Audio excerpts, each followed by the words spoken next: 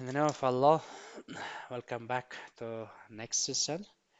In previous session, we spoke about the echo and print statements in PHP, and we all said about the differences, the benefits, and which one is best to use, and which one accepts parameters and which one doesn't accept parameters. So, as we said in previous session, echo and print both used for getting outputs, for displaying outputs in our PHP programs or in our websites.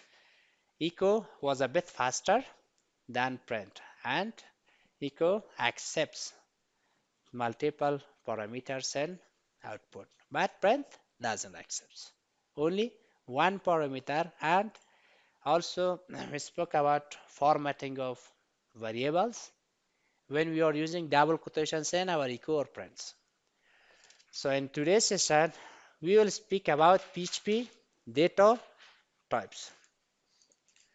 Who can say what's the data type? Yeah.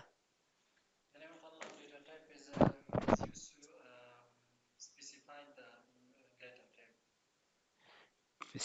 Data type is used to specify the types of data that you want to store in a variable. And you want to store in a variable. So in PHP, data types, as definition says, variables can store data of different types, and different data types can do different things. So when we are working on our websites or we are working on a database, we are storing some data, we need some data types on them to store some specific data. We have lots of data types. In our PLSQL session, we spoke in different data types. Yeah, the scalar types, the composite data types, the difference data types, or large objects data types. So in PHP also we have data types as we did in PLSQL. So PHP supports these data types. PHP supports these data types. A string, integer, float, or boolean, array, object, null, and resources. These are the data types that PHP supports. String data types, integer data types, float data types, boolean data types, array, object, null, and resources. So how we can use these data types we will learn today.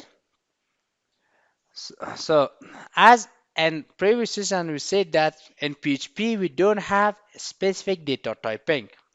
We are not going to assign a specific data types for a specific variables, as we learned on variables lesson some days ago. So and also, so how we can know that which variable stores which kinds of data? As we said that we don't specify data types. We don't specify data types in PHP. We are assigning only a dollar sign and then the value. As we did in yesterday, the txt stores PHP is fun. So, and we focus on this. It says that it's a global variable with a type of a string, but we didn't assign it that string as we did in previous language. You learned the Java and the C++ also. For assigning a string, you were going to write a string then txt. This was in Java and C based language. But in PHP, we don't use this way. We just assign the value, declare the variable, and assigning a value. This value determines the data type of our variable. The value that we assign for our variable determines the data type that we have on that variable. So how we can get this data type? How we can know that this data type or this variable is using a string data type or using an integer data type? So we have a function on this. We have a function. The function is var underscore dump, and then we put the variable as a parameter. The variable as a parameter. This is an example. We have a variable x and has a value of 5. So here we didn't assign it this string data type or this integer data type or this boolean data type. So PHP assigns it by its value. the value that variable stores. So how we can know this is a string or a integer or a float? So we can use the var dump and assign the variable as a parameter. So here we have a variable named txt. Let's see which data type does it has. We can do this by using the var dump, var underscore dump function, and then assigning that our variable that we want to know its data type as a parameter. The txt is our variable and we want storing this as a parameter to var dump. And let's see how it displays our data. So after opening the XAMPP, now it says our variable is a string. Our variable is a string and has a size of 11 characters. 11 characters, and the value is PHP is fan with a exclamation mark. So for this L1 counts the blank spaces also as a one character. The blank spaces also as a character. When it's inside double or single quotations. The blank space also a character. So when assigning the values, the size of a data type or a variable you may use on your SQL. So you must know that how much characters you need, with spaces or without spaces. So in PHP we don't have this. Why? Because we don't have a specific data typings. So first, a string. A string is a sequence of characters. In Java you learned that we have character and string. Character was between single quotations and string was between double quotations. But in PHP, opposite of Java, we can use a string inside double quotations and inside single quotations. But what's the string? A string is a sequence of characters. String itself means sequence of characters, not only one character, too many characters inside a double quotations or inside a single quotations. As it says, stated here, a string can be in any text inside quotes. You can use single or double quotes. You are allowed to use single quotes or double quotes. In last session, we said the difference between them. We said that in double quotes, we have text formattation. We can directly do calculations on our variables inside double quotes. Or you can print the variables data or the variables value inside double quotations directly without concatenation. Without concatenation or combination of characters with strings, you can directly get access to variables. And also you can do calculations, arithmetic calculations, logical comparisons, and others. So inside single quotations, we only print the text. Anything inside single quotations, it will print. So it will not do calculations, it will not do the formattings as we did in last session. So when we are using single quotations, we must do concatenation.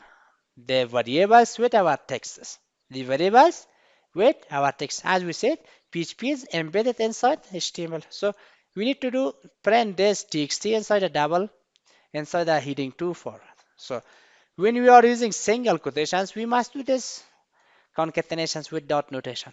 But when we are inside the double quotations, you don't need to do concatenations. You can use directly. You can use directly the variable txt. Now it print the txt value. PHP is fun is the value. You can check and see this when you restart.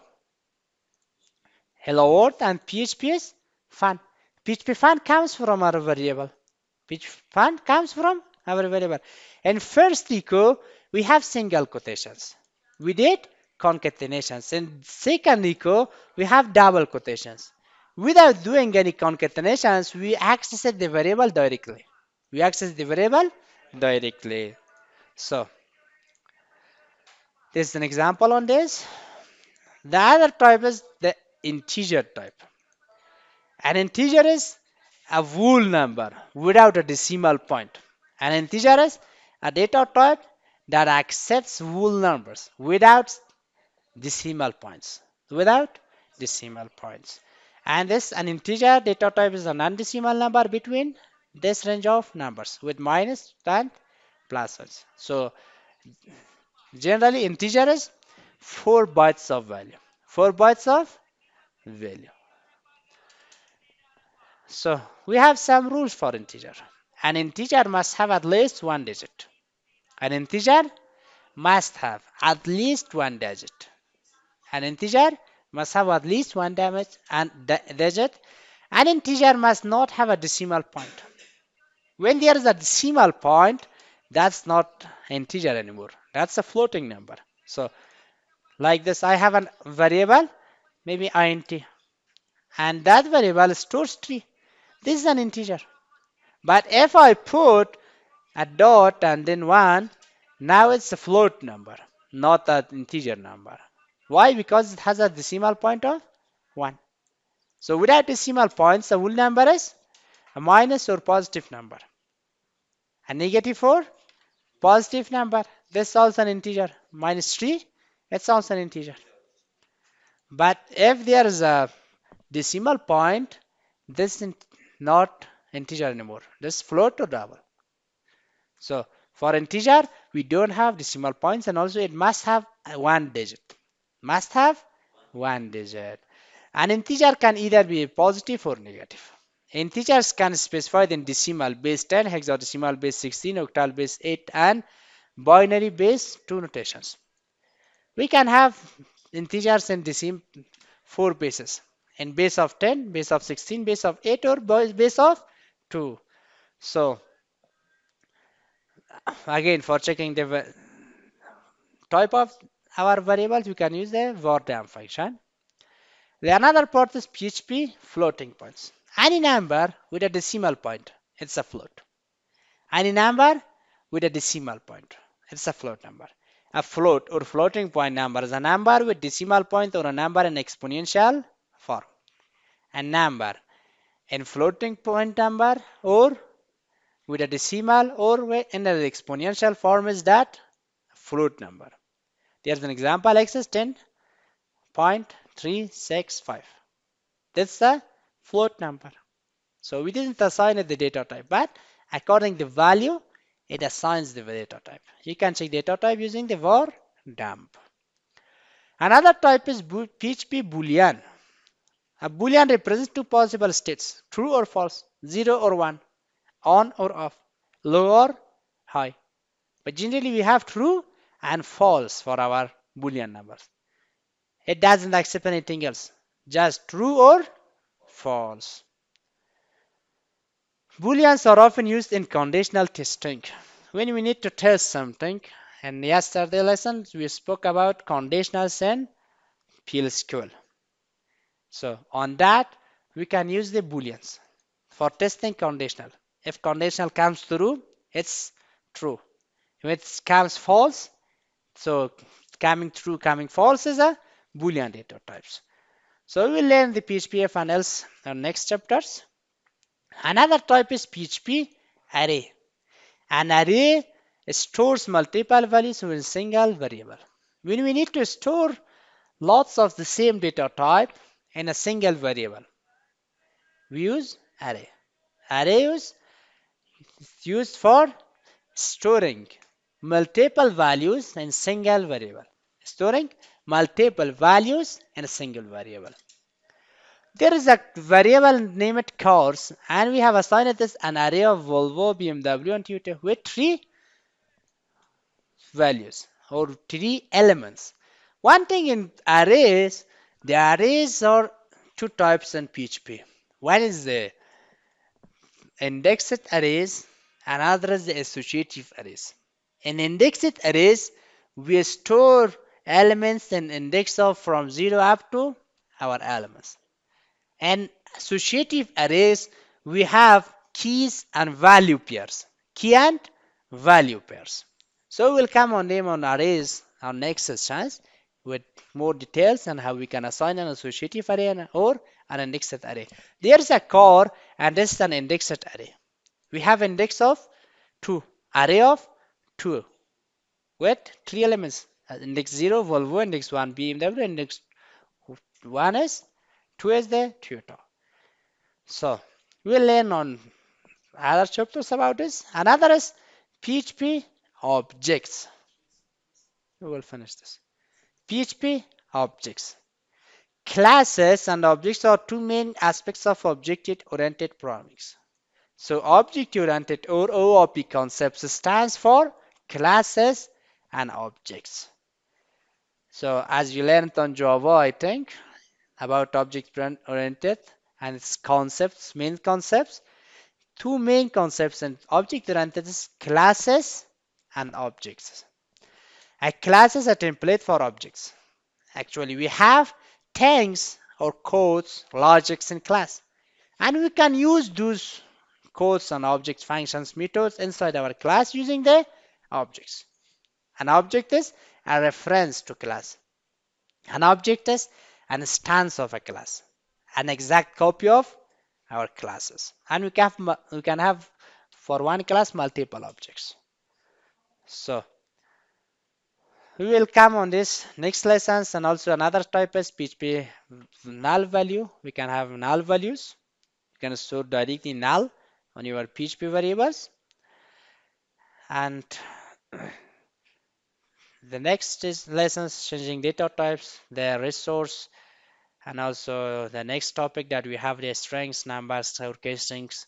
And next lessons we will speak about them. So up to here, up to the strings and arrays. Any points? Any ambiguous points? PHP array, can you explain? We will come on arrays in next lesson. So generally an array is a variable that has multiple values with the same data type. With the same data type, not multiple data Same to types. Java, same to Yes, Java. same to same as it was in Java. Same to same. But in Java, you were not assigning it using the function array. But in PHP, you have the function array for indexed arrays. You need to define its array. As it is, you see the example, it's course, and the course has a value of array, and then the values. In Java, we use the array directly with curly brackets. With curly brackets. So nothing, anything ambiguous. So